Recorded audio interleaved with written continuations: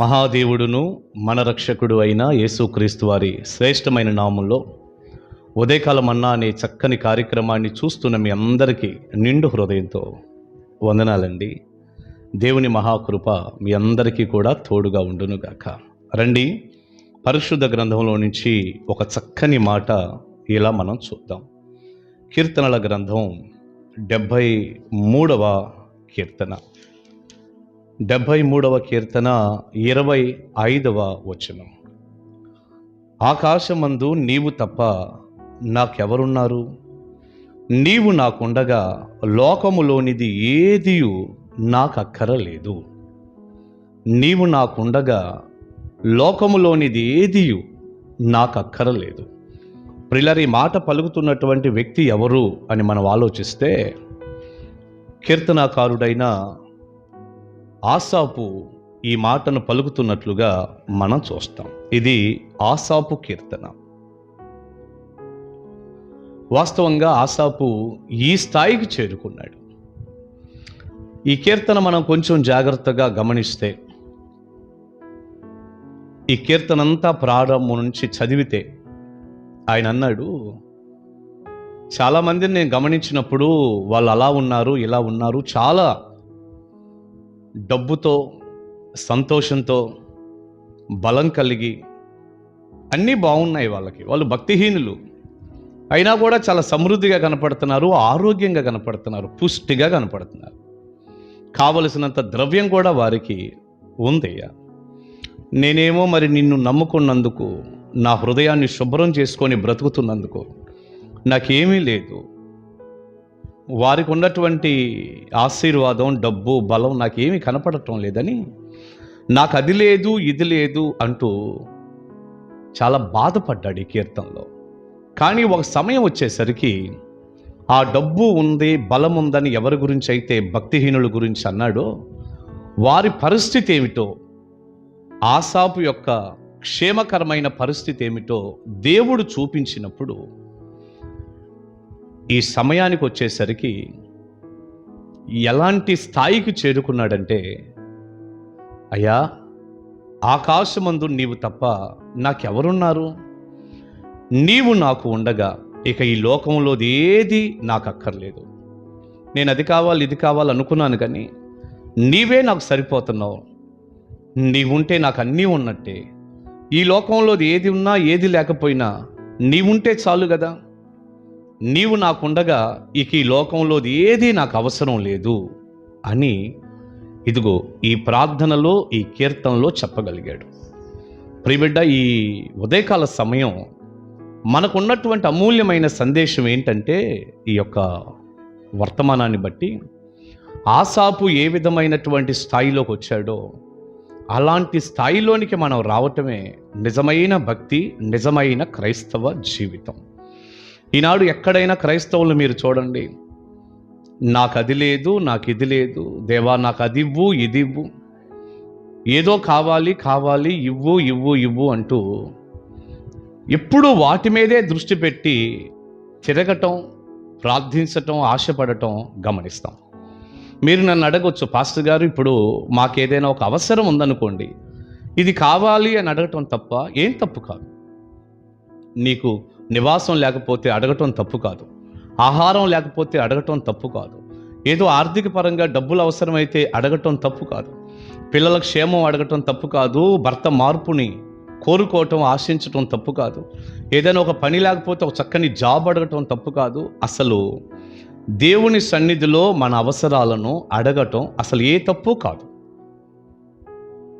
కానీ పొరపాటు ఏమవుతుంది, తప్పు ఏమవుతుందంటే, చివరి రోజుల్లో బోలెడు మందిని గమనిస్తున్నాం, ఇక ఆయన ఇచ్చే దాని మీదే మనసు పెట్టుకొని నాకు అది కావాలి, ఇది కావాలని ఆశ కలిగి ఉన్నారు, కానీ ఇచ్చిన ఆయన్ని పక్కన పెట్టేశారు. ఇచ్చిన ఆయన్ని బట్టి సంతోషం లేదు, ఇచ్చే వాటి మీదే మనసు పెట్టారు. అవసరాన్ని బట్టి అడగటం తప్పు లేదు. క్రీస్తు యేసునందు మహిమలో మీ ప్రతి అవసరం తీర్చబడును అన్నారు. కానీ అవసరాన్ని దాటి కూడా బోలెడండి గొంతెమ్మ కోరికలు కోరుకుంటూ అసలు దేవుడు అంటే ఆయన ఇచ్చేవాడు, నేను తీసుకునేవాడిని అనే స్థాయికి వచ్చేసి ఇంకా ముందుకెళ్ళి ఆయన ఒకవేళ ఏదైనా నేను ఆశించింది ఇవ్వలేదనుకో, నేను అడిగింది పొందలేకపోయాను అనుకో, దేవుడు నాకేది అలాంటిది దయచేయలేదనుకో, ఇక ఆయన కూడా నాకు అక్కర్లేదు, ఆయన మీద కూడా నాకు అంత సంతోషం లేదు అనే స్థాయిలో ఈరోజు బోలెడు మంది ఉండటం గమనిస్తాం. నిజంగా మీరు ఆగి ఆలోచించండి. మనుషుల యొక్క సంతోషము, తృప్తి నాకు యేసయ్య ఉన్నాడు చాలు అని ఉందా? ఏదో ఒకటి ప్రభు దగ్గర కావాలనే అడిగితే ప్రభు ఇస్తాడని మనం అనుకున్నాం కదా. ఒకవేళ ఇవ్వకపోతే ఆయన చిత్తంలో వేరే ఉంది, లేదా మనం అడిగింది ఇవ్వటం ఆయనకి ఇష్టం లేదు, అది మనకెంతో నష్టాన్ని కలగజేసేది అనుకుందాం, లేకపోతే దైవ చిత్తంలో లేదనుకుందాం, దేవుడు ఇవ్వడనుకుందాం. మరి ఇవ్వకపోతే పరిస్థితి ఏంటి? ఆయన ఇచ్చినా ఇవ్వకపోయినా మనకి ఏ కొంచెం ఉన్నా, కనిపించే వారికి ఉన్నంత ఆశీర్వాదాలు, దీవెనలు భౌతిక పరంగా మనం అనుకుంటున్నామే, డబ్బు, మేడలు, మిద్దెలని, అవేమీ లేకపోయినా యేసు ప్రభువారు మాత్రమే చాలు అనేటటువంటి జీవితం, అది కదా నిజమైన భక్తి. ఆయనేమీ కొరత చేయడనుకోండి, కానీ ఆయన చేసినా చేయకపోయినా ఆయనే చాలు. ఇది కదా నిజమైన భక్తి. ఈ స్థాయికి కదా క్రైస్తవుడు రావాలి. చేస్తేనే ఆయన దగ్గర ఉంటా, చేయకపోతే ఆయన నాకు వద్దు, లేకపోతే ఆయన మీద బాధ పెట్టుకుంటా, మందిరం మీద అలుగుతా, దూరం అవుతా, ఇలాంటి భక్తి నుండి విడుదల పొంది, ప్రభువా నువ్వే నాకు చాలు, నీ ప్రాణం ఇచ్చావు నాకు, ఇంకేం కావాలి, ఇక ఏమి ఉన్నా లేకపోయినా నీవే నాకు చాలయ్యా అనేటటువంటి విధానంలోనికి, అంత భక్తిలోనికి, అంత విశ్వాసంలోనికి రాగలిగితే అది నిజమైన క్రైస్తవ్యం. ఈ మంచి ఉదయకాలం మీరందరూ కూడా ఇంత లోతైనటువంటి క్రైస్తవ జీవితం, భక్తి జీవితం మీరు జీవించాలని, మీరు నిజమైన క్రైస్తవులుగా, నకిలీ కాకుండా నిజమైన క్రైస్తవులుగా ఉండాలని, దేవుడిచ్చే దాని మీద కాకుండా దేవుని మీదే మీరు దృష్టి పెట్టుకోవాలని, హాసాపు వలె ఆకాశమందు నీవు తప్ప నాకెవరున్నారయ్యా, నీవు నాకుండగా ఇక ఈ లోకంలో ఏది నాకు అక్కర్లేదు, ఏది నాకు వద్దు, ఏదున్నా లేకపోయినా నువ్వే చాలు అనే స్థాయికి మీరు రావాలని నేను నిండు మనసుతో కోరుకుంటూ, అట్టి దీవెన మీకు కలగాలని ప్రార్థిస్తూ సెలవు తీసుకుంటున్నాను. దైవ దీవెన మీ అందరికీ ఉండునుగాక. యేసయ్య ఒక్కడే మనకి సరిపోతాడు. ప్రార్థన చేసుకుందాం. మహాపరిశుద్ధ తండ్రి, విత్తబడిని చక్కని సందేశం. ఆసాపు నాకు అది కావాలి, ఇది కావాలి, ఏదో లేదు. భక్తిహీనులేమో చాలా క్షేమంగా ఉన్నారు, అంతా బాగుంది అనుకున్నాడు.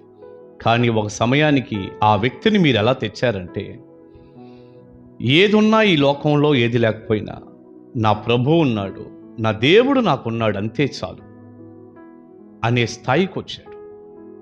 ఈ వర్తమానం విన్న ప్రతి బిడ్డ కూడా నాయన మిమ్మల్ని బట్టి ఆనందించి, మిమ్మల్ని బట్టి సంతోషించి, నా ప్రభువు నా కొరకు ప్రాణం పెట్టాడు, అదే నాకు సరిపోతుంది, ఇక అది తప్ప ఆయనే నాకు నిండారులుగా చాలు, ఇంకేదో కావాలి, రావాలి, రాకపోతే నేను బాధపడతాను అనే స్థాయి నుంచి ఈ స్థాయికి వస్తానని ఆశ కలిగి ఉన్న ప్రతి బిడ్డను దీవించి వర్ధిల్ల చేసి ఆశీర్వదించండి. కృపగల మీ చేతుల్లో పెట్టుకుంటూ నాయన ఈ విధానంలో ఒక అద్భుతమైనటువంటి భక్తి జీవితంతో ప్రతి బిడ్డను దీవించమని యేసు నామాని ప్రార్థన మనవులు అడుగుచున్నాము తండ్రి. ఆమేన్, ఆమేన్. God bless you. దేవుని మహాకృప మీ తోడై ఉండును గాక. కలుసుకుందాం ఉదయకాల మండలం.